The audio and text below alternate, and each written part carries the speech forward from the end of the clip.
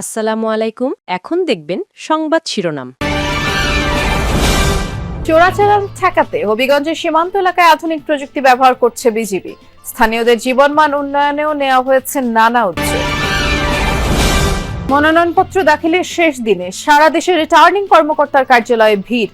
উৎসব মুখর পরিবেশে কর্মী সমর্থকদের নিয়ে প্রার্থীদের ফর্ম জমা। রাজধানী সহ দেশের বিভিন্ন জেলায় ঘন কুয়াশা আর হিমেল হাওয়ায় বিপর্যস্ত জনজীবন। শীতের দাপট আরো কদিন বলছে আবহাওয়া অফিস। গফরগাঁওয়ে রাতের আধারে উধাও প্রায় 20 ফুট রেল লাইন। লাইনচ্যুত অগ্নিবীণা এক্সপ্রেসের দুটি বগি, 6 ঘন্টা পর বিকল্প রুটে ট্রেন চলাচল শুরু।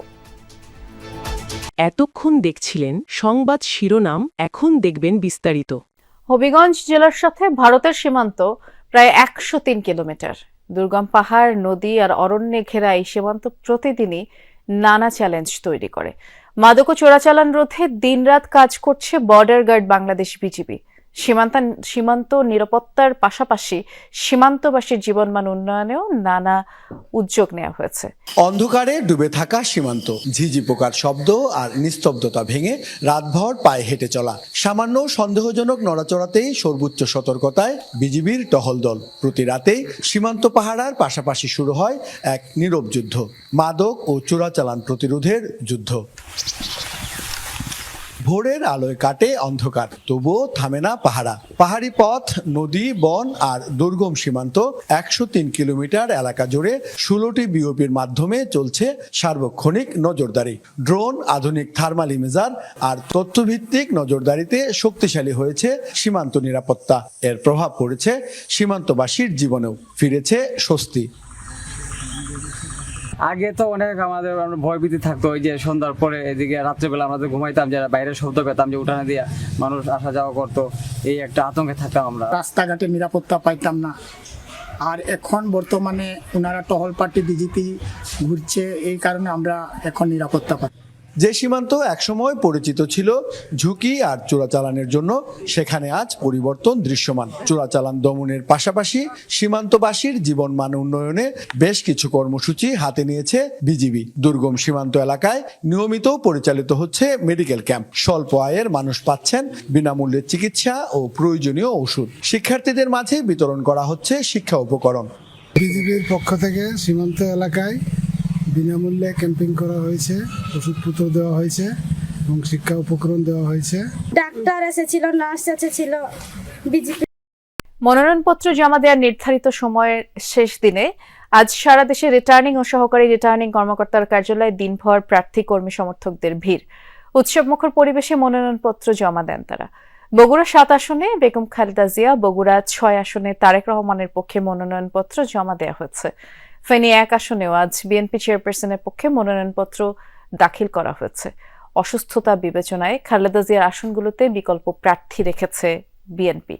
এছাড়া জামায়াত, এনসিপি সহ বিভিন্ন দলের হেভিওয়েট প্রার্থীরাও আজ মনোনয়নপত্র জমা দিয়েছেন।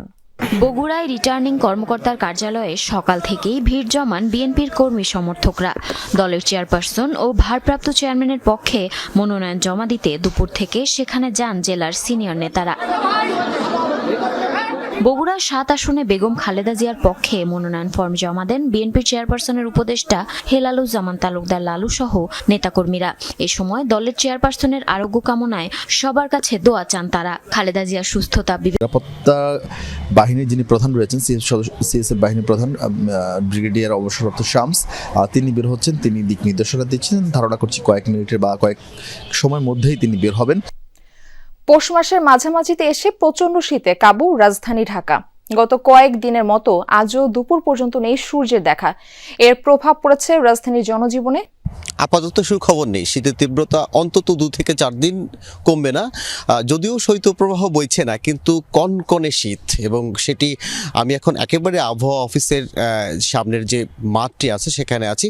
চারপাশে বেশ কিছু ভবন আছে, যে কারণে এখানে বাতাসের তীব্রতা কম এবং বাতাস যে জোরে বইছে, বিশেষ করে ঢাকা শহরের বাতাসের গতি 8 থেকে 9 কিলোমিটার এবং সেটি বেশ ঠান্ডাযুক্ত বাতাস।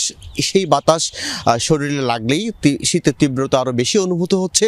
এবং আমি যখন এই আবহাওয়া অফিসে আসছিলাম সড়ক ধরে দেখছিলাম ছিন্নমূল মানুষের বেশ কষ্ট, বিশেষ করে যারা সড়কের পাশেই যাদেরকে ঘুমাতে হয় তারা আগুন জ্বালিয়ে তাপ নিচ্ছিলেন। এবং বিশেষ করে যারা জীবিকার তাগিদেও বের হতে হয় এই শহরে, রিক্সা চালক কিংবা অন্যান্য যে শ্রমজীবী মানুষগুলো আছেন তারা জীবিকার তাগিদেই বের হয়েছেন এবং লেপ মুড়ি দিয়ে ঘরে শুয়ে থাকতেই বোধহয় বেশ ভালো, এমন কথাও তারা অনেকেই বলছিলেন, যদিও সেই সুযোগটি তাদের নেই। এবং আবহাওয়া অফিসও সেই কথাটি বলছে যে আপাতত এইসব মানুষের জন্য কোনো সুখবর নেই, অন্তত 2 থেকে 4 দিন আরও এই তীব্র ঠান্ডার যে এখন অবস্থা সেটি আরও থাকবে। এবং তারা বলছেন যে সাধারণত এটি যেহেতু পৌষ মাস, আজ পৌষের 14তম দিন, মাঝামাঝি দিন কাল শেষ হবে হয়তো, অন্তত আরও 15 দিন পৌষ, তারপরে মাঘ মাস, এই শীতের যেই অন্তত 1.5 মাস শীত কম বেশি রাজধানীতে থাকবে। শুধু রাজধানীতে নয়, আপনি যেমনটি বলছিলেন খবরে, সারা বাংলাদেশেই কিন্তু এমন শীতের তীব্রতা আছে। এবং দুপুর 2টা ময়মনসিংহের গফরগাঁওয়ে প্রায় 20 ফুট রেল লাইন তুলে নিয়ে গেছে কে বা কারা। এতে লাইনচ্যুত হয়েছে অগ্নিবীণা এক্সপ্রেসের 2টি বগি। প্রায় 7 ঘন্টা বন্ধ থাকার পর ভৈরব কিশোরগঞ্জ হয়ে শুরু হয়েছে আংশিক ট্রেন চলাচল। রেলওয়ে পুলিশ জানায়, ভোর 5:15টার দিকে গফরগাঁও রেলওয়ে স্টেশন প্রবেশের 2 কিলোমিটার আগে শালটিয়া মাঠখোলা নামক স্থানে লাইনচ্যুত হয় জামালপুরের তারাকান্দি থেকে ছেড়ে আসা ঢাকামুখী আন্তনগর অগ্নিবীণা এক্সপ্রেস ট্রেনটি। রেলপথের ওই জায়গায় 20 ফুট পাত খুলে সরিয়ে ফেলায় ট্রেনটির ইঞ্জিন সহ সামনের 2টি বগি লাইনচ্যুত হয়ে পড়ে। এতে বন্ধ হয়ে যায় ঢাকা ময়মনসিংহ রুটে ট্রেন চলাচল। লাইন পুনঃসংযোজনের কাজ শুরু করেছে রেলওয়ে।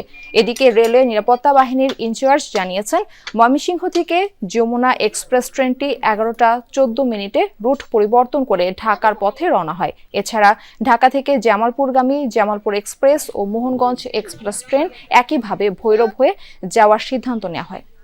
আইসা দেখি যে রাস্তা থেকে ট্রেনটা আর কি বঞ্চিত নিচে করে দিচ্ছে, পরে সবাই এসে দেখে পরে আর কি যাত্রীগুলা অনেক কষ্ট করে সবাই যাইতেছে ব্যাগ নিয়ে, দেখি যে দুর্ঘটনা অনেক খারাপ, অনেক ভয়াবহ সমস্যা। যাত্রী আতঙ্ক মধ্যে ছিল, যাত্রীদেরকে নিরাপত্তা দিচ্ছে, সান্ত্বনা দিচ্ছে, দিয়ে তাদেরকে যাতায়াতের ব্যবস্থা করে দিচ্ছে। একটা রেল খুলে দিচ্ছে দুষ্কৃতীরা, আমরা এটা উদ্ধার পরিচালনা আশা করতেছি 3-4 ঘন্টার ভিতরে হয়তো আমরা উদ্ধারটা শেষ করতে পারবো।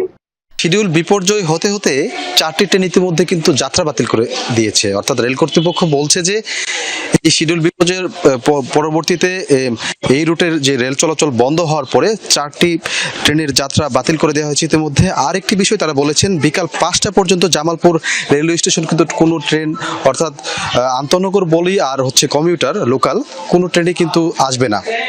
তো সেই জায়গা থেকে সকাল থেকে অর্থাৎ প্রায় দীর্ঘ একটি সময় ধরে কিন্তু ট্রেন না থাকায় যাত্রীরা কিন্তু বেশ খানিকটা ভোগান্তিতে পড়েছে। বিশেষ করে এই শীতের সময় জুবুতুবু হয়ে তারা কিন্তু স্টেশনে বসেছিল। আমরা